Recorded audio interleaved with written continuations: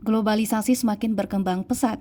Segala perubahan dari berbagai aspek kehidupan sudah tak mampu dibendung dengan segala perubahan yang akan mempengaruhi kehidupan manusia, utamanya pada generasi muda sebagai generasi emas yang memegang peranan penting untuk kokohnya persatuan dan kesatuan bangsa. Untuk itu, generasi muda dituntut memiliki jiwa nasionalisme dan semangat yang kuat untuk menjaga moralitas bangsa demi keutuhan NKRI. Peradaban bangsa akan hilang jika para generasi muda tidak menjaga nilai-nilai yang ada saat ini. Salah satu langkah konkret yang bisa dilakukan generasi saat ini adalah menimba ilmu, karena lewat pendidikan maka karakter dan ketahanan terhadap arus global dapat difilter. Pendidikan dianggap sebagai pondasi untuk memperkuat pertahanan bangsa. Olehnya itu, para pemuda dan anak-anak Indonesia harus meningkatkan kecintaannya terhadap dunia pendidikan.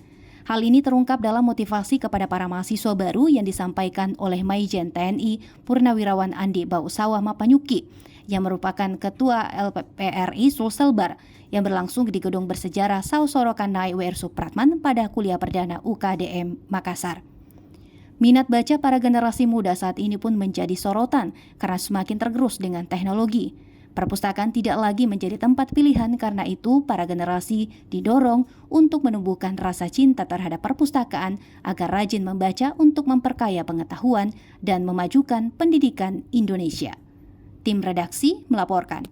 Terima kasih telah menonton. Jangan lupa subscribe, like, comment, and share. Saksikan terus informasi terbaru dengan menekan tombol lonceng hanya di channel Fajar TV.